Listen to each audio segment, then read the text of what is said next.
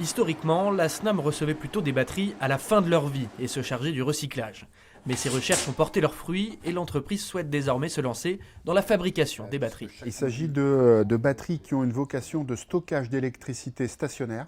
On peut les trouver et elles sont étudiées pour être tout à fait adaptées, par exemple, au stockage au pied d'éoliennes, au pied de photovoltaïques, ou même dans des usines ou dans des immeubles pour sécuriser l'alimentation lorsqu'il y a des irrégularités. Pour suivre le rythme de ce développement, la SNAM va devoir recruter massivement. Le développement lui-même va nécessiter une population qui sera à peu près de l'ordre en 6 ans de 700 personnes. On a besoin bien sûr de techniciens très qualifiés, d'ingénieurs très qualifiés. Mais il faut savoir que dans nos métiers industriels, il n'y a pas d'école pour le métier de la fabrication de batteries en France. Ça veut dire qu'on est de toute façon préparé à devoir former nous-mêmes nos propres salariés et les faire évoluer.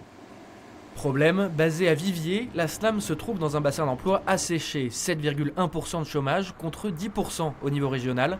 Difficile donc de trouver toute cette main-d'œuvre à proximité. La SNAM travaille avec Pôle emploi pour faire venir des familles d'Île-de-France. On a comme pour objectif de montrer à la famille qui pourrait venir qu'il y a une qualité de vie, qu'on peut scolariser ses enfants ici, qu'il y a une faculté à Rodez, qu'il y a des hôpitaux, qu'il y a des musées, qu'il y a des cinémas, qu'il y a du travail pour le conjoint ou la conjointe, qu'il y a une vraie qualité de vie. Des contacts ont déjà été noués à l'occasion d'un job dating à Paris. 5 à 6 familles pourraient être concernées dès 2020, une opération qui n'exclut pas des recrutements locaux.